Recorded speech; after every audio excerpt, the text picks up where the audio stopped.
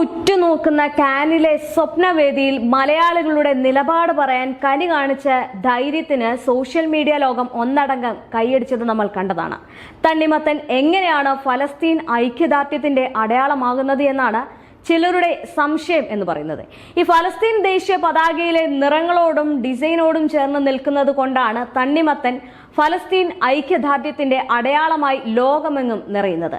ഇപ്പോൾ അതാണ് ഏറ്റവും കൂടുതൽ ശ്രദ്ധ നേടുന്നതും. ഈ തണ്ണിമത്തൻ ഫലസ്തീൻ പ്രതിരോധത്തിന്റെ അടയാളമായി സ്വീകരിക്കാൻ തുടങ്ങിയത് എപ്പോഴാണ് എന്നതിനെക്കുറിച്ച് കൃത്യമായ വിവരങ്ങൾ ഇല്ലെങ്കിലും അതിന്റെ പിന്നിൽ പറയുന്ന ഒരു ചരിത്രം ഇപ്രകാരമാണ്.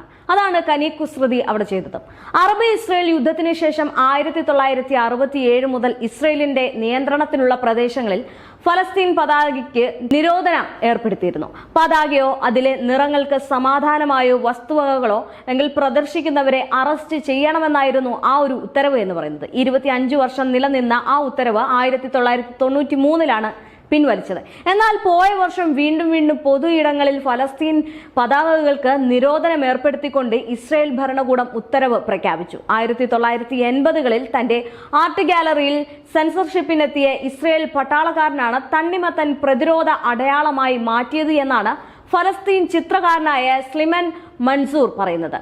ഒരിക്കൽ സ്ലിമന്റെ ആർട്ട് ഗാലറി പരിശോധിക്കാൻ ഇസ്രയേൽ പട്ടാളക്കാർ എത്തി. ഫലസ്തീനുകളുടെ പ്രതിരോധവുമായി ബന്ധപ്പെട്ട ചില ചിത്രങ്ങൾ ഗാലറിയിൽ നിന്ന് പട്ടാളക്കാർ പിടിച്ചെടുത്തിരുന്നു. ശേഷം ഭംഗിയുള്ള പൂക്കളുടെയും പ്രകൃതി ദൃശ്യങ്ങളുടെയൊക്കെ ചിത്രം മാത്രം താങ്കൾ വരച്ചാൽ മതിയെന്നും അത്തരം ചിത്രങ്ങൾ നല്ല വില നൽകി ഞങ്ങൾ വാങ്ങിക്കാമെന്നും പട്ടാളക്കാർ ഉപദേശിക്കുകയും ചെയ്ത് മടങ്ങുകയായിരുന്നു. എന്നാൽ അനുമതി നേടാതെ ഇനി ഒരിക്കലും സ്ലിമാന് ചിത്ര പ്രദർശനം നടത്താനാകില്ല എന്നും പട്ടാളക്കാർ പറഞ്ഞിരുന്നു. ഈ ഫലസ്തീൻ പതാകയിൽ ഉപയോഗിച്ചിരിക്കുന്ന ചുവപ്പ്, പച്ച, കറുപ്പ്, വെള്ള എന്നീ നിറങ്ങൾ പെയിന്റിംഗ് ആയി ഒരിക്കലും ഉപയോഗിക്കരുത് എന്നും അന്ന് ആജ്ഞാപിച്ചിരുന്നു. അന്ന് ഈ സ്ലിമാനൊപ്പം അവിടെ ഉണ്ടായിരുന്ന ഇസ്ലാം ബദർ എന്ന ചിത്രകാരൻ അപ്പോൾ പട്ടാളക്കാരോട് ഇങ്ങനെ ചോദിച്ചു: ചുവപ്പ്, പച്ച, കറുപ്പ്, വെള്ള എന്നീ നിറങ്ങൾ ഉപയോഗിച്ച് ഞാൻ പൂക്കളെ വരച്ചാൽ നിങ്ങൾ എന്ത് ചെയ്യും? അതായിരുന്നു ചോദ്യം. ആ നിറങ്ങൾ ഉപയോഗിച്ച് നിങ്ങൾ എന്ത് വരച്ചാലും ഞങ്ങൾ അത് കണ്ടുകെട്ടും, ആ തണ്ണിമത്തന്റെ ചിത്രമായാൽ പോലും. പട്ടാള സംഘത്തലവന്റെ മറുപടി ഇപ്രകാരമായിരുന്നു. ഈ സംഭവം പുറലോകത്തെത്തിയതോടെ സ്ലിമാന് പിന്തുണയുമായിട്ട് നിരവധി ചിത്രകാരന്മാർ രംഗത്തെത്തുകയായിരുന്നു. നോക്കുകയാണെങ്കിൽ നിരോധിത നിറങ്ങൾ ഉപയോഗിച്ച് മാത്രം അവർ ചിത്രങ്ങൾ വരച്ചു തുടങ്ങാൻ തുടങ്ങി. ഇതായിരുന്നു അവരുടെ ആദ്യ പ്രതിഷേധം. തണ്ണിമത്തൻ ചിത്രങ്ങൾ ലോകമെങ്ങും നിറഞ്ഞു. ഈ സംഭവത്തിന് 1 വർഷത്തിന് ശേഷം പട്ടാളക്കാർ സ്ലിമാനെ അറസ്റ്റ് ചെയ്യുകയും ചെയ്തു. ഭക്ഷണവും വെള്ളവും പോലും നൽകാതെ ഇദ്ദേഹത്തെ ചോദ്യം ചെയ്യുകയും ചെയ്തു. ഇതിന് ശേഷമാണ് സ്ലിമാൻ തണ്ണിമത്തന്റെ ചിത്രങ്ങളും മറ്റ് രാഷ്ട്രീയ ചിത്രങ്ങളും വരയ്ക്കാൻ ആരംഭിച്ചു തുടങ്ങുന്നത്.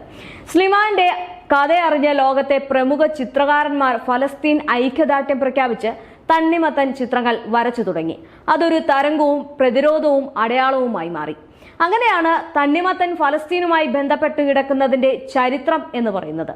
നോക്കുകയാണെങ്കിൽ കാൻ ചലച്ചിത്രമേളയുടെ വേദിയിൽ ഫലസ്തീന് ഐക്യദാർഢ്യം പ്രഖ്യാപിച്ചുകൊണ്ട് നടി കനി കുസൃതി വാട്ടർമെലൻ ബാഗുമായി വന്നത് രാജ്യാന്തര തലത്തിൽ തന്നെ ശ്രദ്ധ നേടിയിരിക്കുകയാണ്. വീണ്ടും ആ ഒരു ചരിത്രം വിളിച്ചുണർത്തുകയാണ്.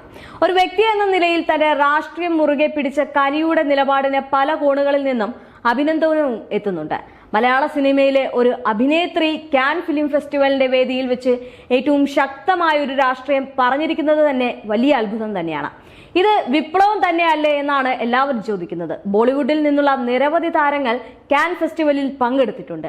എന്നാൽ അവരുടെ രാഷ്ട്രീയമല്ല, മറിച്ച് വസ്ത്രധാരണം മാത്രമാണ് വാർത്തകളിൽ നിറയാറുള്ളത്. എന്നാൽ ഈ വേദിയിൽ ഏറ്റവും കൂടുതൽ ചർച്ച ചെയ്യപ്പെട്ടതും ശ്രദ്ധേയമായതും കനി കുസൃതിയുടെ തണ്ണിമത്തൻ ബാഗായിരുന്നു. അതായിരുന്നു ഫലസ്തീന് ഐക്യദാർഢ്യമായിട്ട് രംഗത്തെത്തിയത്.